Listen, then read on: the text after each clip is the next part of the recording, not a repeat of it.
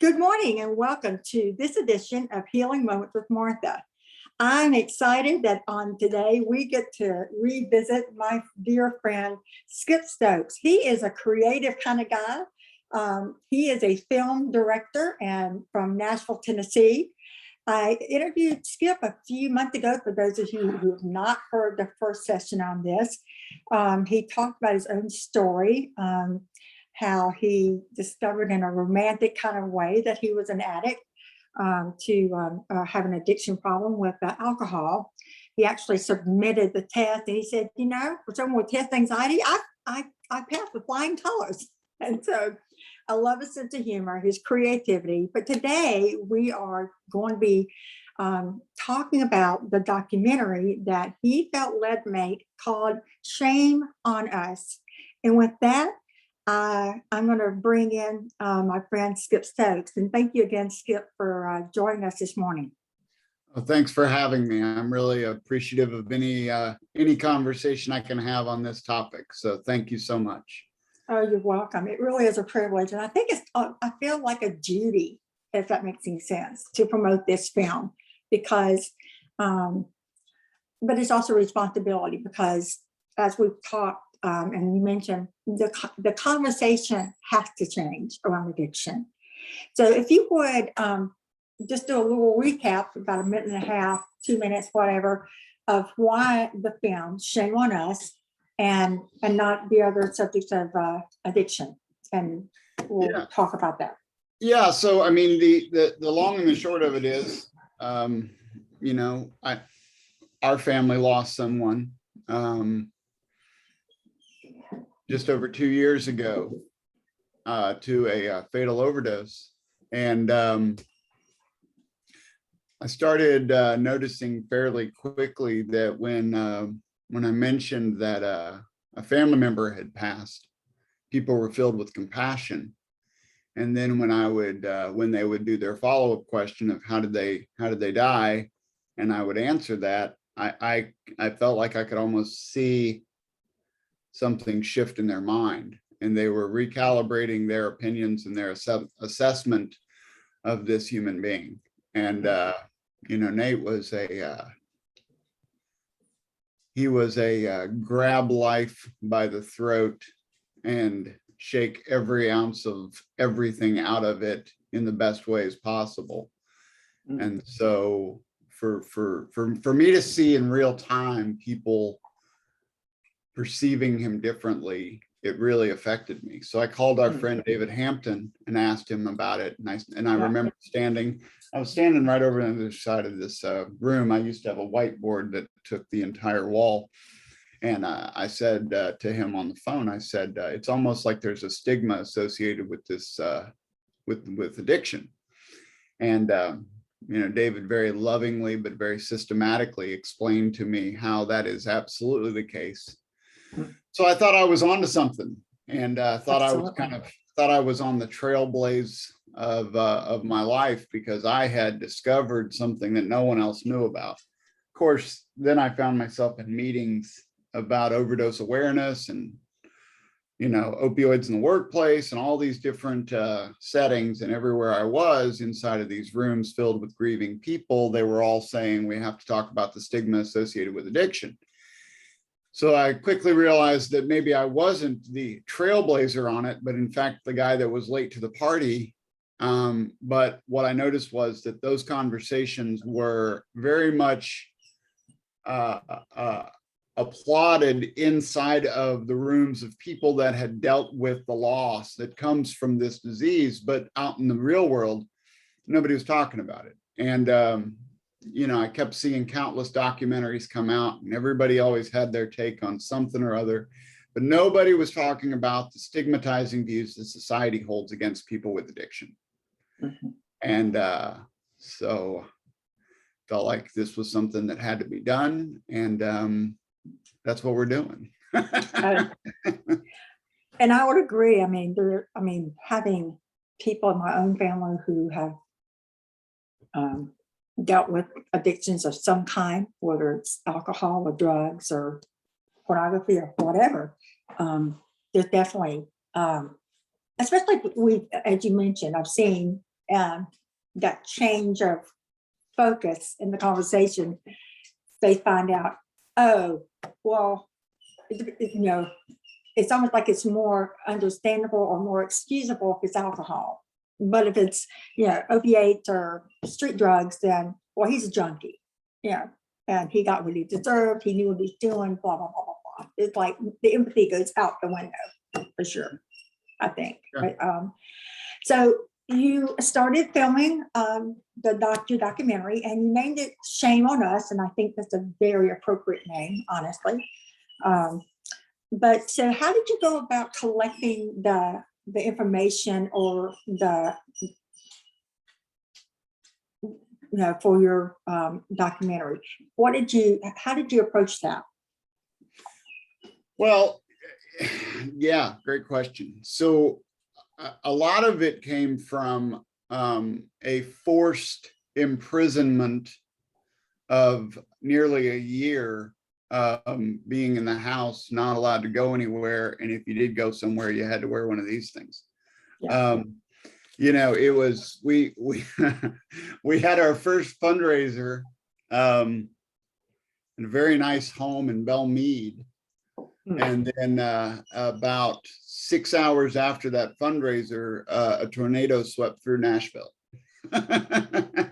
So anyone that was interested in putting some money into this here film, all of a sudden had a bigger catastrophe that was happening in real time. And then a couple of weeks later, the entire country shut down. So we weren't able to do any filming, right? So what that was, it turned out to be a really great gift because it gave me, what else am I going to do but study? And so started doing a lot of research and looking at it from a standpoint of, is this just an assumption or is this clinically valid? Do we have explanations and examples of stigma actually getting in the way of people finding recovery? And so I spent, with my team, we spent probably 6 months just studying, just reading and studying. I was looking for it. I have a great book right here. Google's a fun thing. You can type in the words. You can type in the words stigma of addiction, and lo and behold, there was a collegiate course book written on it a few years ago from a couple of doctors out of Pennsylvania. And so bought that book and read it, and just started reading and getting online and looking at every article. And then you start thinking about, okay, so when this person on television says this, is there a stigmatizing view associated with that, right? So looking at all of that stuff, and that better set us up to be able to start doing the interviews. And in fact, we did our first interviews on the 1-year anniversary of Nate's passing, which was really profound. And then we were able to start interviewing people experientially, right? So inside of the interview, what I'm doing is I'm asking questions based on what I know to be the clinical or the technical or the medical explanation of X, Y, and Z. And so then I'm asking those questions from another perspective to get experiential examples of that. Does that make sense? Did I dive too deep into the rabbit hole, or? No, you're perfectly fine. I wanted you to go there because otherwise I don't think our viewers will understand the importance of this film. I really don't. Because they're not. Yeah, and I describe documentary work as the integrity of manipulation, right? So it is manipulative because I'm trying to draw out of a person the truth. I'm trying to draw out what they need to be saying. But I have to manipulate that circumstance in order to get to the truth, and then use that integral part of me to edit it in such a way where I'm not putting words in their mouths. And so oftentimes you have to kind of, where they're going, but you also know that they're not saying it in a way that's really going to capture it. So you have to, with integrity, you have to manipulate the conversation in a certain direction to get it exactly right. not leading the witness, but getting the honest Right. answer. Right. And I call that intelligent investigative journalism, Okay. because that's truly what that is. Because a lot of times, you know, and just in what a little bit I do, I don't always have the ability to articulate what I really know. And so I think most people aren't able to. Right. So you do, I know you're quite the conversationist and you have quite the vocabulary. So I know you were able to do that with great integrity. So when you dove in for 6 months, you and your team, what would you say was the largest area of stigma attached to addiction? In other words, did it depend on what their addiction was, or did it the color, what their ethnic background, or did it matter? Oh, it's all over the map. It's every single one of those things, and it's even further than that. I mean, the absolutely the color of a person's skin does play a part in this. There's no question, right? Right. And I could spend 45 minutes just giving examples of that. Economic status plays a huge role in this. So someone in a rural area, it doesn't matter if they're white or black. Economic status is going to play a huge part in whether or not we view them one way or the other, both in addiction and in recovery, I will add. But it also has to do with what's the drug of choice, right? Mm-hmm. So you know, cocaine's the classy party drug that the rich guys are snorting, and then crack is the devastating drug that the poor class is smoking. So, you know, there's so much associated with every single one of those things, all the way to the point of, and this is the idea that was rattling around in my head all morning today, is fentanyl. I might be making some people mad here. Fentanyl allows us to make the person a victim rather than an addict. Sometimes fentanyl, if a person overdoses as a result of fentanyl, we as society in the non-addictive world, we're able to say, well, that person's a victim. And yet, if they did heroin and overdosed, well, they're a junkie. Yeah. Never mind the fact that the same behavior brought the person to buy the fentanyl as they did the heroin. Yeah. It's interesting how the wide usage across the board of fentanyl. And I'll just say this, in my own little bit of research years ago, because of something that happened, I did a little bit of research of what I received in the hospital, and fentanyl was in my IV. And I was like, wow, why the hell would they give me that, right? But anyway, but it is widely used. And it's interesting that your use of the words victim versus addiction on fentanyl. Because we know it's laced in a lot of the drugs that off the streets, is it not? I mean, from what I understand, yeah. You know, it seems like as a community that the stigma would kind of die down when, you know, people admit, you know, I need help and I'm going into recovery, and that would be seen as the brave and courageous and right thing to do. Did it seem to did you see any pattern as far as why the stigma continues into recovery and versus, yay, that's wonderful, we're here for you, we'll walk through you with this? I mean, did you see that? Or am I posing my question correctly? No, I understand exactly what you're asking. So the question you're asking is about recovery itself, I'm guessing. And so then, is there stigmatizing views inside of the recovery movement for people in recovery? Is that correct? Correct. And why do we still attach a stigma to recovery?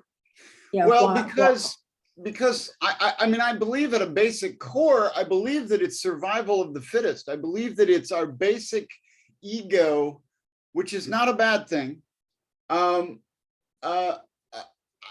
think it's our constant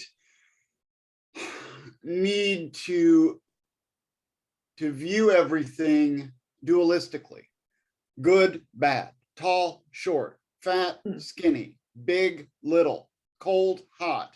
I think that's what's going on at the core of a lot of this stuff. And so if I can be the hero of my own story, then you have to be the villain. Okay. And I know this firsthand. I did this. I don't know how many times I railed against people in AA meetings who would identify themselves as an addict. And though I was correct,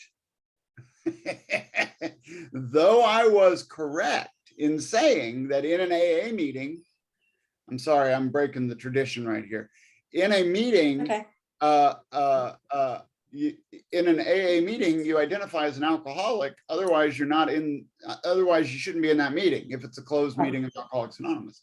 And yet people would say, "Hi, my name's Bob, and I'm an addict," and it would just infuriate me, because that I can't go into an NA meeting and say I'm Skip and I'm an alcoholic. They'd all come after me, right? And yet, even though I was correct, I wasn't right, because I was missing the heartbeat of the situation. And I was holding a stigmatizing view toward people that did that instead of this. And I always felt like, and if I'm really honest, I always felt like they're doing something illegal. My drug of choice is I'm free to drive down the road and get it on a Sunday. Right. Yeah, absolutely.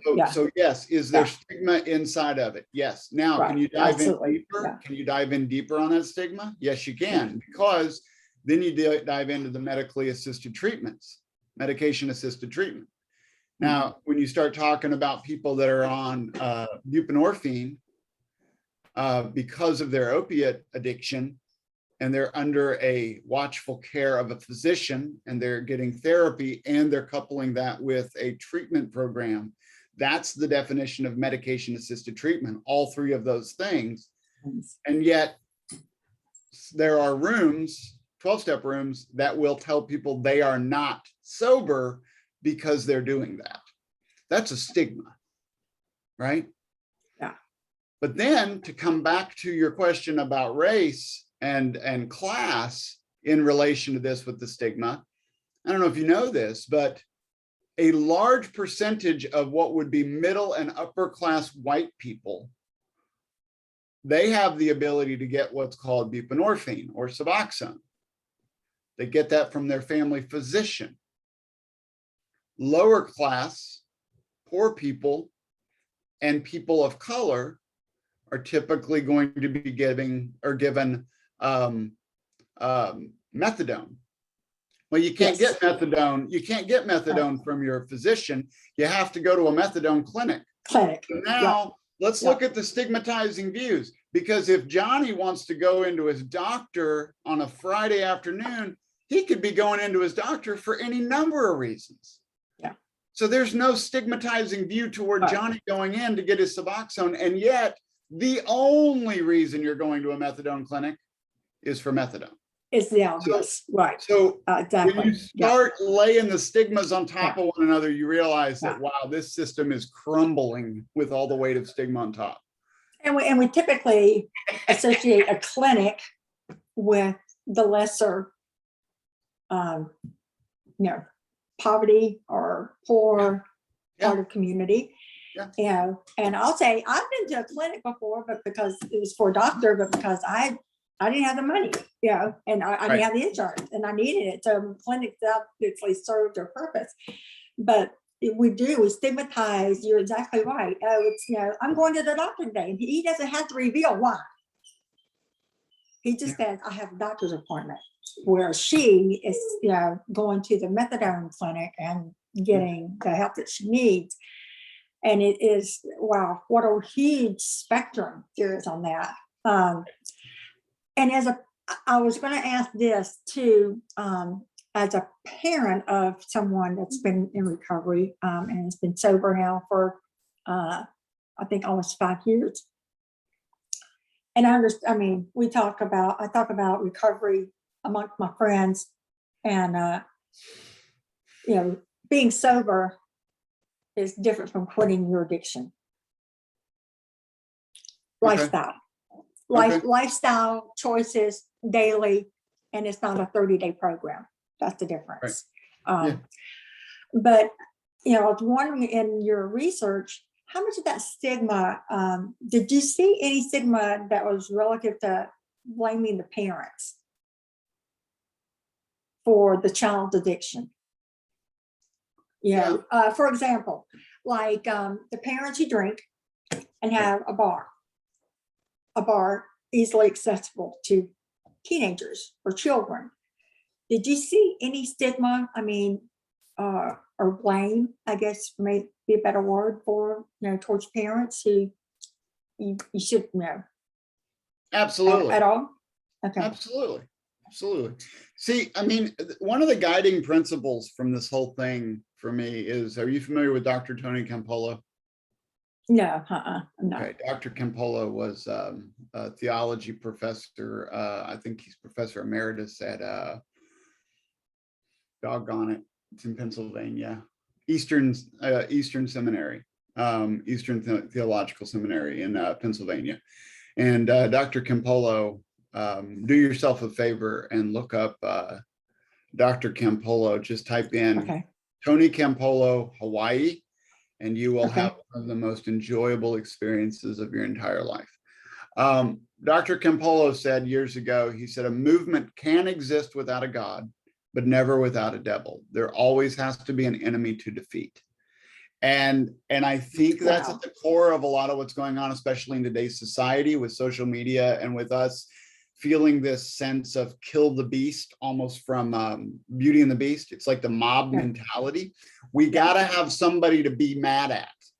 Right. Absolutely. Gotta be somebody to blame. Be angry at something. There is a desperation for justice at a level today that is, I'm not going to say unlike any other time, because I have read the Old Testament. We're still not there.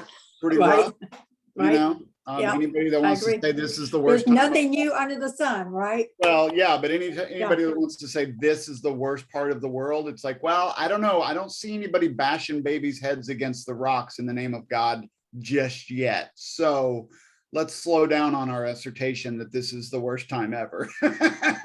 But it's pretty bad. And it's pretty bad because we're all just so desperate for justice that we are, the views expressed in the following sentence are not that of everyone. It's just mine. But I think that we've got to blame somebody somewhere. So if we can't blame the person and we can't come up with the fact that they're making a decision to go out and wreak havoc all over the world, then we're going to blame the parents. Now, here's the flip side of that coin, though, Martha. Parents hold the stigma against themselves. It's just not your fault. It's just not your fault, right? Mom and dad did what every other mom and dad did on the block, but their kid's the one that turned out to be the one that has the addiction. Well, at some point, we got to realize that there's a chemical makeup that is different inside that human being, which means we got to come back to the reality that this could very well just be a disease. And there isn't someone to blame. It's just the way nature works its way out. And so one of the things that we talked to one of the doctors about is, and we can't dive into it in the film because good golly, we can't make this thing longer than, we can't do a Ken Burns documentary all in one fell swoop. But he talked about endogenous opioid receptors that are naturally in the brain. And some people, there's studies now being done, some people's brain makeup is different. It's why some people will take an opioid and feel nauseous and sick, and they don't ever want to take it again, and they're just done with it. And other people take an opioid for the first time, and all of a sudden they're cleaning the house like they've never cleaned the house before. Is it the pill's fault? No. Is it the person's fault? No. But is there something different in the equation? Yeah, it's the endogenous opioid receptors that are in that person's brain instead of this one. So the stigma is everywhere. What we have to do is just realize that there might actually be something else going on, and we should give somebody a hall pass. Because you brought it up at the very beginning. Sorry, I've had 2 cups of coffee. I'm ready to go. You brought it up at the very beginning. You're fine. You brought it up at the very beginning when you said that alcohol seems to be a little bit more tolerable than street drugs. Yeah. Well, we had to get there because the reason that AA was so private for so long and still holds on to it is if you found out somebody was an alcoholic, they no longer worked for you. They were no longer part of society. They were an outcast. Well, we've come a long way with alcohol because now we got bikinis selling them on the TV, right? Yeah. But we're going to have to move that ball the same way with this. And then you also brought up at the beginning about porn addiction and things like that. Well, that's a bridge too far right now for some folks. Oh yeah, absolutely. But, yeah. But if I can get you to understand what's going on with chemical dependency, maybe I can get you there someday soon too. Yeah, right. Well, my friend David Zaylor, who is written some books on recovery, he's the director of Operation Integrity, and he's been in recovery for almost 25 years. And this is what he says about alcohol and the stigma attached to it, or partially, that drugs and alcohol are in the same class because alcohol is a drug. But we have not talked about that conversation either, because we don't see it as a drug. We see it as, oh, alcohol over here and drugs are over here. But in fact, it truly is a type of drug because it alters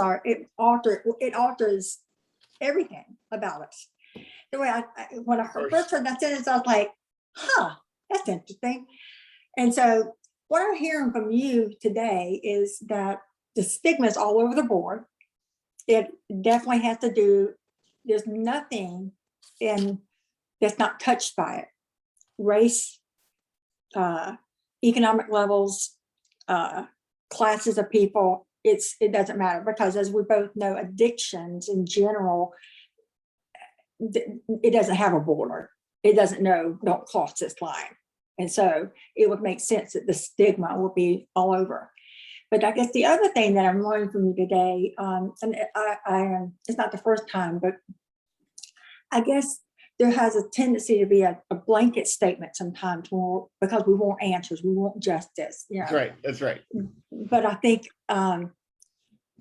what I'm seeing is that it's not just one thing that leads to a person's addictions, their addiction of choice, but there's, because Gabriel Mackay also asked, and I'm sure you're familiar with his work, he's talked about trauma playing a part, and not why the addiction, but why the pain. Because normally we're trying to deal with something there's just too much crap to deal with, whether it's a divorce or whatever, and in our life that we just can't handle.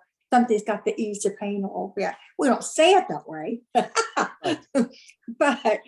that ends up being the case. But that partnered with what you have found out as far as the physiological actual differences in people would make total sense to me. Right. So I appreciate all that to say. I honestly appreciate all the hard work you put in this film. So you finished the film. How long is the film? I have not finished the film. Oh, you have not finished it. My bad. My misunderstanding. We did no, it's fine. It got confusing there for a little bit for folks because we put together a rough cut to show people. And I knew going into that night that it was going to be a train wreck, and turns out it was. It was horrible. Couldn't find my way. And so right now, the main story of the film has been put into somebody else's hands to try to bring that all together. And then I'm taking that main story and pulling it open a little bit to put in the clinical, medical, theological, blah, blah, blah, experiential parts into it to tie it all together. Yeah, to complement or to juxtapose what was just said. And, I don't want this to go away because we're talking about drugs and I'm literally drinking coffee. physically drinking coffee. Our drug of So choice. when we talk about drugs, you know, and then a while ago, you didn't see it, but I was holding up, you know, I got this little nicotine gum because, you know, I don't smoke anymore, but nicotine. So, you know, those two drugs are somehow just fine. Yeah. Just fine. Yeah. Right. But yeah, so we're doing a re-edit on the film, and we're basically taking one main story, looking at that as the example, and then peppering in a lot of other experiences throughout. Okay. And I always tell people, this is not a film about drug use. This is not a film about addiction. This is not a film about overdose. This is not a film about overdose awareness. It's a film about the stigma against all that stuff I just mentioned. Right. Yeah. Yeah. And so actually what you're helping us do, if I might put it so simply, is you're going to help us better try and better understand those around us who have an addiction. And I think we all have addictions. I'm just going to say that. Okay. Whether it's coffee or too much exercise, too much work. I mean, addictions, as we know, come, you know, they're not just compartmentalized into drugs, alcohol, and pornography. Okay. So if we think that's the case, we have really lied to ourselves. But what I see what you're doing is it's a beautiful attempt, a creative attempt to not only educate our communities, but to also help us to love each other well or better. Yeah. And I think that's ultimately what we have to be willing to look at would be, you know, films like this will bring empathy, hopefully, and education, and challenge us to love each other better or love each other well. And that's the bottom line. I don't care what religion you come from. I think so. I think I agree with that. I mean, you know, just to use an example, I grew up in Missouri, out in the country, and I knew one black kid. I knew one black guy in my junior high. I grew up because of the size, small town. Was it a small? Yeah. Was it Springfield? Yeah. Okay. Not a lot of black people hanging out in my area, right? Yeah. So why do I say that? Well, I say that to say, as a product of that, I grew up not understanding people what didn't look like me, and I didn't put a lot of effort into trying to. Yeah. Now, inside of that as well, I had to come to a realization that, like it or not, I had some pretty racist thoughts about some things. I'm not a guy that says I'm not a racist. I'm a guy that says, no, I'm still racist. I'm just trying to get it out as quick as I can when I find it. I'm a product of a lot of that going back a long way. Just my views. I'm not trying to get anybody to agree with me. Right. Just my views. Well, the first part of the equation is I got to realize that there's a problem, right? And then I can work. Absolutely. So my biggest hope, I think, for people watching this documentary as it relates to stigmatizing views toward people with addiction is I'm hoping that I can just bring them into a place where they can go, you know what, I do have a little bit of that. I do feel a little need to put shame on people, because if they can at least acknowledge it, then they can start working on it on their own pace. Absolutely. I'm not going to beat somebody over the head with something and convince them that I'm right and they're wrong. So I need it doesn't work anyway. I tried to Skip. I just need them to feel the comfort and ease that comes with going, you know what, maybe I do have some stuff I need to work on. Yeah. So hopefully opening conversations, or like you said, the first step is to realize, or at least consider, I might have a problem. Like you did when you assessed your own addiction to alcohol. Right. Like, I might have a problem. Because I remember your sentence exactly was when you heard the guy say, y'all talking about beers in the fridge. And the guy said about a couple of two beers. A couple of beers in the fridge just really pissed me off. Yeah. And I'm like, and you're like, ding, ding, ding. Yeah. And so I'm so without sounding like a mom on this one, okay? So I'm very proud of the work that you're doing. It's amazing. It's to be, admired from a creative standpoint. And it's, obviously, at least for this, seems to be, your purpose in life besides being a husband. Your purpose and what we're designed to do. We're grateful for that still. I And appreciate it. your willingness to dive into the deep end of the pool, as you say. So we'll wrap it up.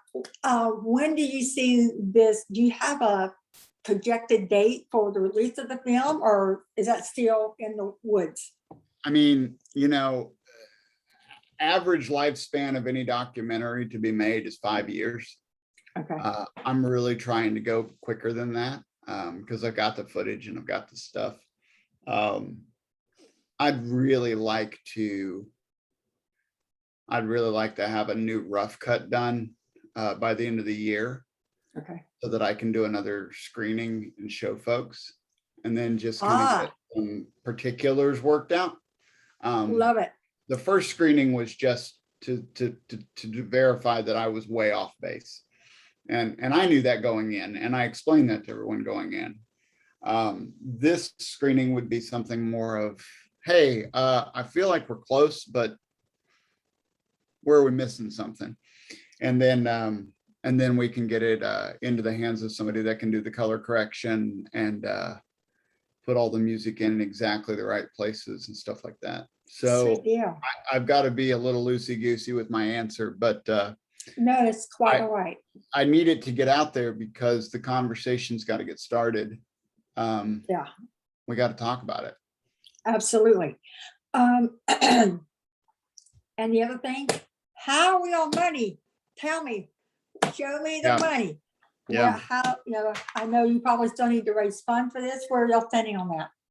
Yeah, we're still a rough ball game. We've been sitting at the exact same dollar amount for quite a while. I redid the numbers the other day, actually, because at this point I'm like, all right, so we're clearly not able to take that mountain.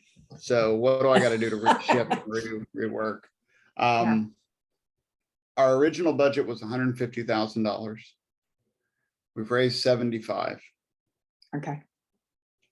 All right. There you go. All right. And I know there is a nonprofit in town that takes in the funding for that. Can you share with our viewers what that is? And I will add it into. The company, the organization is called Second Chance Sober Living, and the founder of that is one of the people that directly helped me in my recovery, still does to this day. Okay. And they do a lot of great work. If you go to 1028film.com/donate, it'll take you straight to their page. So our website, we've got a link to their PayPal where you can put money in. Okay, because I know that if you go directly to their website, you have to do the little drop-down box and tell them designate the donation. Yeah, well, I'd still like you to do that either way. I don't think we've got it. I don't think we're smart enough to figure out how to do that. So I think either way, it's still going to need the drop down that just says stigma. Gotcha. Well, I appreciate this, though, Martha.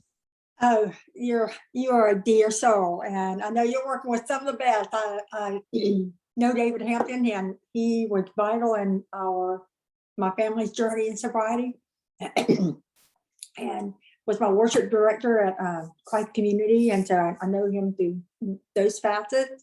Cindy Blom was on the front end of when I came to Franklin, and so and helped me work through some things and handed me all these wonderful resources. This is before her son Eric died as a result of an overdose, and so a lot of what I've learned is also from just hearing Cindy's story. So you're in good company. I know that, as are they. So Skip, thank you for your time so very much. We're excited about the film. Keep us posted as to how we can help. And again, thank you to all my viewers that this is this edition, Healing Moments with Martha. And have a wonderful day, and God bless.